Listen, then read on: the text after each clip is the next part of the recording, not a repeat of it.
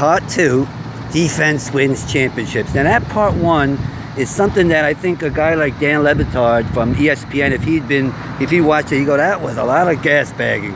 That's basically, you could skip that one if you'd like, if you really want it to be more studious and more detailed and less cliche. That was more historical. That was more for the historian who likes hearing the type of stuff about, yeah, defense wins championships, and you mentioned a couple of defensive teams, which I did, and I do believe that it was defense winning championships, but I didn't really get as detailed as I will right here. I would skip right to this part if you really want it to be more studious, less speculative, and specific analysis, and of course there'll be the low tech. You got the mud over here. It's like to add to that defense wins championships mentality. You got the truck noise over there. You got the hoodie representing Bill Belichick, the greatest defensive mind probably in our history, in the NFL's history. And even though it is 75 degrees and sunny skies, I try to give that little defensive look here with the hoodie. All right, I'm going to start with a man coming into the era now called Joe Montana. Enter Joe Montana, because he's going to win Super Bowl 16, he's going to win Super Bowl 19, and he's going to win Super Bowl 23, and he's going to win Super Bowl 24 as the sun just came out even brighter. Boy, this has got to be low tech. I got a paste bud for this historical perspective here. And you might say right there you go, that's when it became more offensive. The league tried to design rules to become more offensive. Offense sells tickets. It's one of the reasons that they do that, because it does sell more tickets. People want to see some offense. And the offenses are getting more sophisticated. Bill Walsh is considered the father of the West Coast offense, one of the innovators. Tremendous offense where, again, there are many different types of West Coast. I'm not going to sit here and try to define it, but apparently one of the things is that it uses the short passing game instead of a run on many occasions. Fine, that's one of the things, using the fullback in the passing game. It's more of an offensive, the offense is becoming a little bit more sophisticated as you go along. Especially with study, and I'm sure there was much more study and attention paid to what works and what doesn't work, more scientific.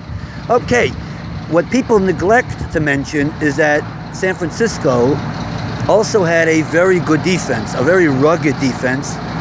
Now, Super Bowl 16, they didn't have Charles Haley, but for the other Super Bowls they did. Charles Haley.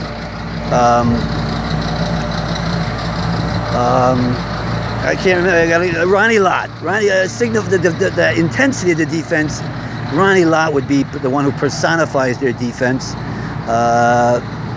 16, I would say, was definitely a team that was won by offense. And if you want to say, oh, there you go, there's a team with an offense that won a championship. Well, they beat the Bengals. If I can't remember a defensive team that was dominant. And that brings me to my, let me go back to the definition of what does it mean defense wins championships. In part 1, I said, and I'm repeating it, that doesn't mean, oh, if you have a defensive team, you're definitely going to win. What it means is that if I have a team that has a better defense, a good defense, but not so good offense, and you have a team that's, pretty good offense, very good offense, but not so good a defense, the team with the defense is more likely to win, and I don't mean on any given Sunday, I mean that team was more likely to go 9-7, 10-6, while the team with the good offense is more likely to go 6-10, 7-9. Okay, I can't prove that.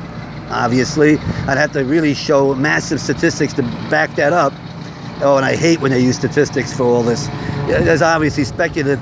I'll try to be as scientific and studious by mentioning examples, but again, if you want it, you're not going to be able to show me numbers to be able to prove all this. How are you going to be able to do numbers on all of this, on all the teams that were defensive, offensive at a given time? Anyway.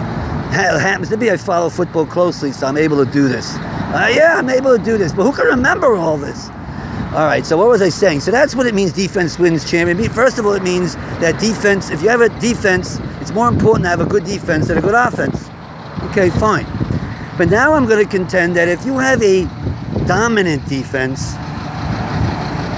you will almost always win the championship as long as you don't give it away on offense. is if you have a dominant defense and a so-so offense, meaning a Trent Dilfer offense, a Trent Dilfer-led offense, that will win the championship. That will even beat a superb offense, a dominant, we'll call it a dominant offense, which has a weak defense, meaning a defense that's a negative. Get that? So you have a dominant defense, but a weak offense, something that would hurt them, but they don't give it away with interceptions. If you give it away with interceptions, even a dominant defense is not like, is not going to have a tough time winning. But it's just one of what they call a game manager quarterback, even a Trent Dilfer. And you have a running game that does a little bit. But if you have a dominant defense, even if you have an offense that would hurt you, I don't mean hurt you through intercept, but a weak, very bad, a bad offense, you will beat the superb dominant offense if they have a bad defense that can be taken advantage of. All right, that's my theory. How am I going to back that up? So we go now to the Giants and the Bears of that era. Now let's see who won the Super Bowls.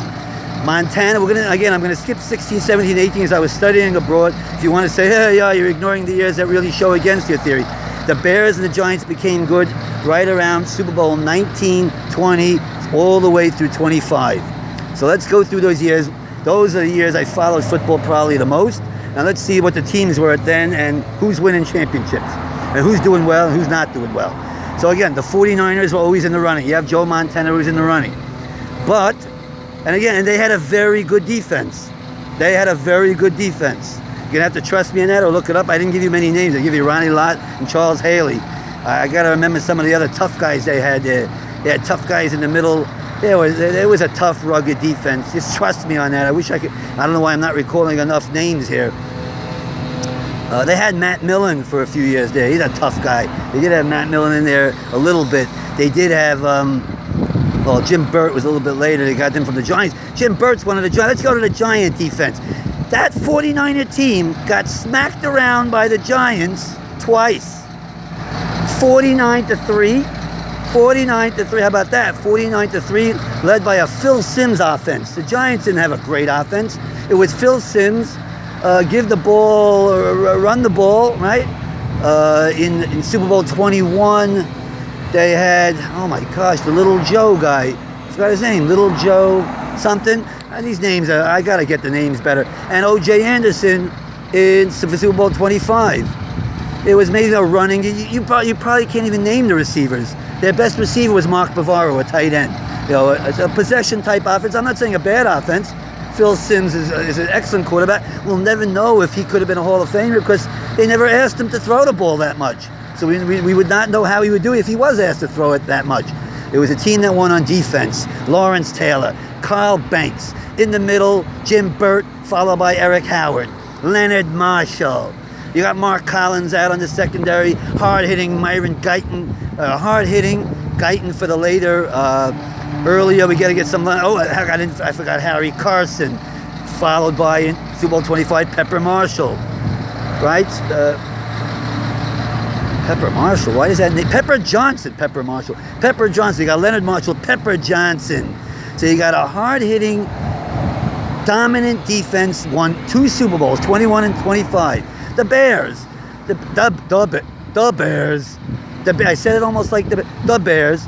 That's probably the greatest defense of all for a 1-year period when they won Super Bowl 20. And that's obviously, let's give some names. Richard Dent, Wilbur Marshall, Mike Singletary in the middle, linebacker named Bell, Mick, what was the lineman? Mick something. You're better at names than I am, you football historians out there. But obviously that's known as one of the great defenses of all time.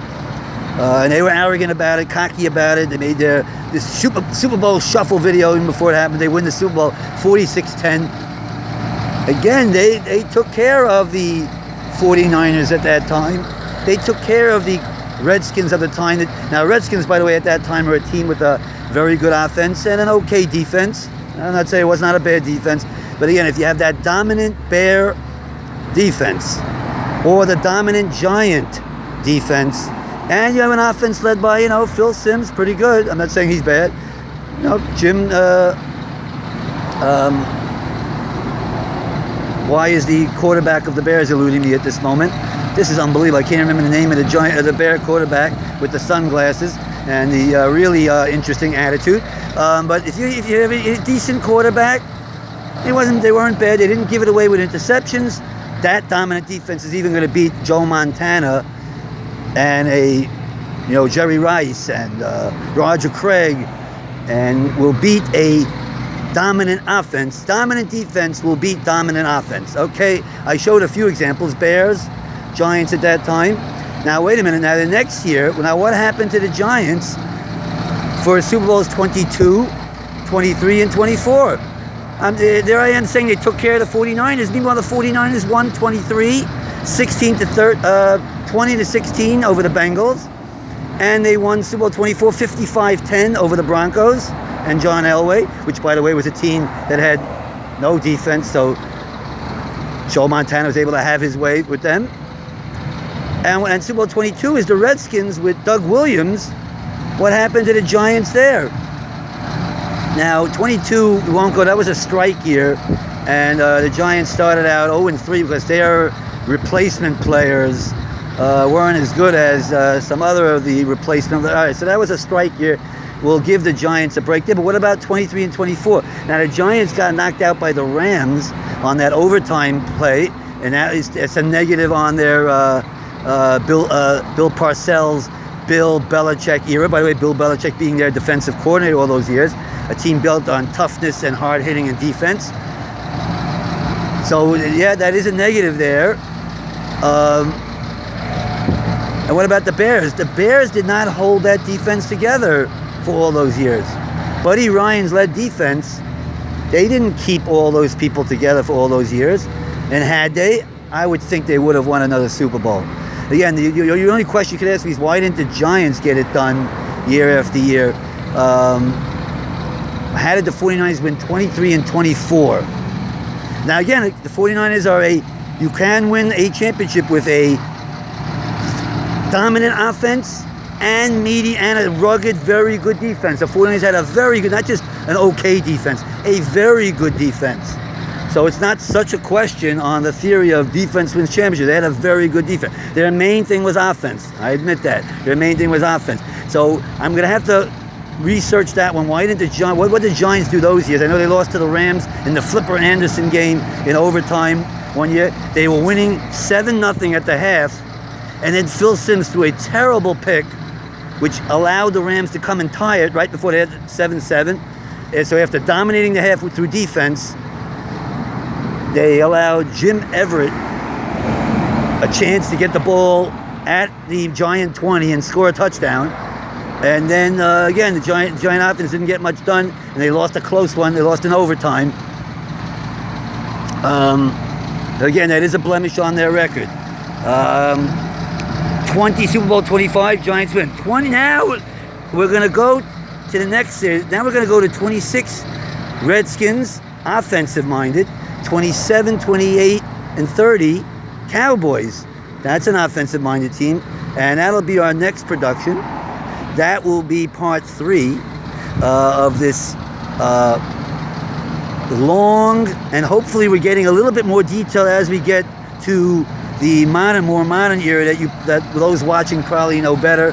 These have been more historical. Still believe defense wins championships, even though I'm asking some good questions on myself as I go along. Defense wins championships. I've shown most of them. I still have a question on a few of them. And again, what does it mean? It means a good defensive team will generally beat a good offensive team, if everything being equal. And if you have a dominant defense, then even if your offense is bad, but again, they don't throw interceptions, but, just they're not doing anything, you will beat the dominant offenses, the great offense of the league, if they have a bad defense. That, with the noise in the background and trying to give that defensive look, and the mud over there, and walking in really low tech because of the pacing, which I got to do. There's the mud over there. That is a SALT production, and we'll hit part 3 which I think you'll even like even more as we get more detail.